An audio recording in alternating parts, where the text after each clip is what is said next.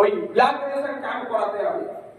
3-4 দিন আগে থেকে ঘোষণা হয়ে যাবে, পুরো বাজারে শোনাবে, ডক্টর থাকবে, রক্তের দানের গুরুত্ব নিয়ে বলবে, সরকারের উদ্যোগে হবে।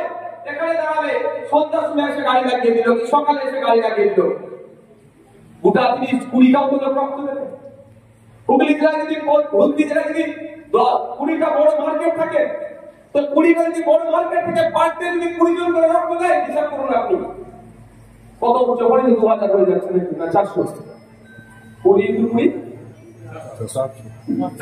তাহলে একটা জেলা থেকে সব জেলা থেকে এরকম হবে না, সিস্টেমে তো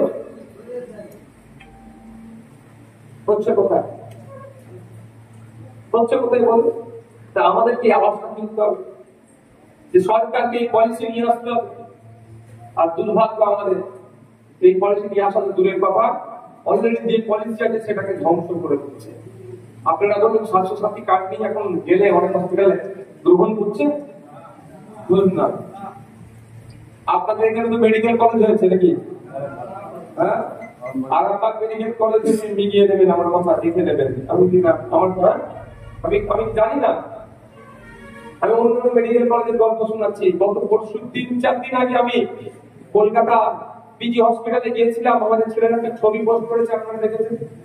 মর্গের সামনে গিয়েছিলাম, ওখানে একটা ছেলেকে মেরে মাথা ফাটিয়ে দিয়েছিল, মাথা আঘাত করেছিল, মারা গিয়েছিল। আমি তাকে মর্গে গিয়েছিলাম, গিয়েছিল লাস্টে তাড়াতাড়ি আনার জন্য।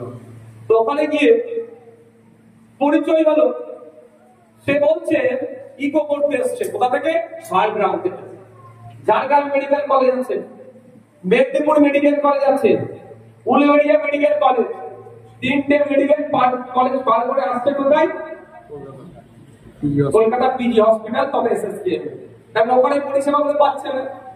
আপনি যে আরামবাগ মেডিকেল কলেজে গিয়ে দেখুন তো, মেশিন থাকলে বলবে টেকনিশিয়ান নেই, টেকনিশিয়ান থাকলে বলবে পেন্ট করার কাগজ নাই। ভুল বলছি নাকি? আর আমরা কি বলছি? কলকাতার পিজি হসপিটালের মতো হসপিটাল প্রতিটা জেলায় একটা করে তৈরি করতে হবে।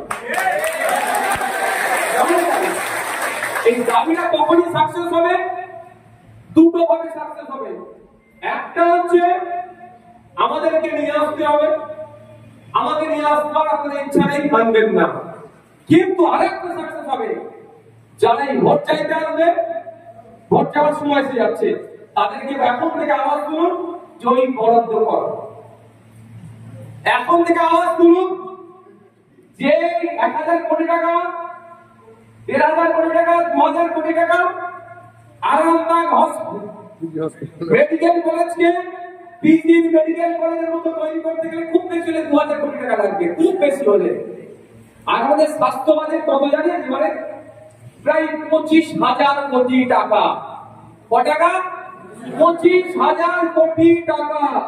সেখান থেকে মাত্র প্রতি বছরে একটা করে এসএসকেএম তৈরি করতো 2011 আর 2025।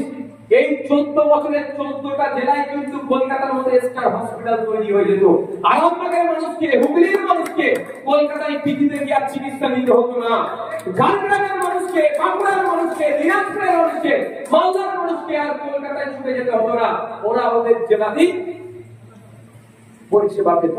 কিন্তু কেন করেনি? কলকাতা, আপনারা যদি কলকাতায় যাওয়া ছেড়ে দেন, কলকাতার বাবুদের ব্যবসা কমে যাবে।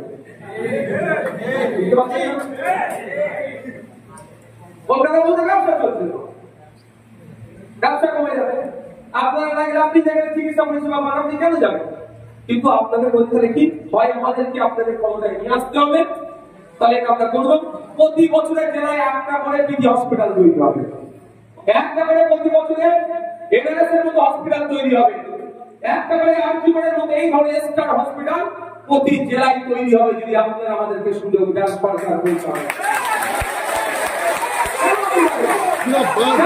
হবে। এখানে যারা বসে আছে, আমি ম্যাক্সিমাম বলছি, রোজ অন্তত 300 টাকা আপনাকে, 350, 500 টাকা একদিনে খুব বেশি ইনকাম করে। ভুল বলছি নাকি? আপনি এখান থেকে কলকাতায় যাবেন, আসবেন, যদি বাসে যান 150 টাকা খরচ আছে, একদিনে 150 টাকা খরচ আছে। খাওয়া দাওয়া 50 টাকা মেরে ধরে নিচ্ছি, কি হবে মনে বলছি না, তাহলে 200 টাকা গেল। ওই দিনের রোজগার না কাজ বন্ধ থাকলো। এবার বলুন, ব্রেকফাস্টের সমস্যা, হ্যান্ড সমস্যা, কাজ সমস্যা, সমস্যা। গ্রামের মানুষ শহরে গিয়ে ওদের ভাষায় আমরা কথা বলতে পারি না। আমার গ্রামের মানুষের কথা গ্রাম্য টান থাকে, আঞ্চলিক টান থাকে, তাই আমাদের ঝামেলা হবে অনেক আলাদা। আর বাংলা ভাষার গল্প শোনা, তো অনেক সমস্যা। আপনার রুগীটাকে ভর্তি করবে, বেড নাই বলে দিচ্ছে, পাশেই দালাল ঘুরছে, মানে 30,000 মেরে দাও, ভর্তি হয়ে যাবে। আপনি গ্রামের মানুষ বলুন কি করে গিয়ে তাকে করবেন, সাফল করবেন কি করে?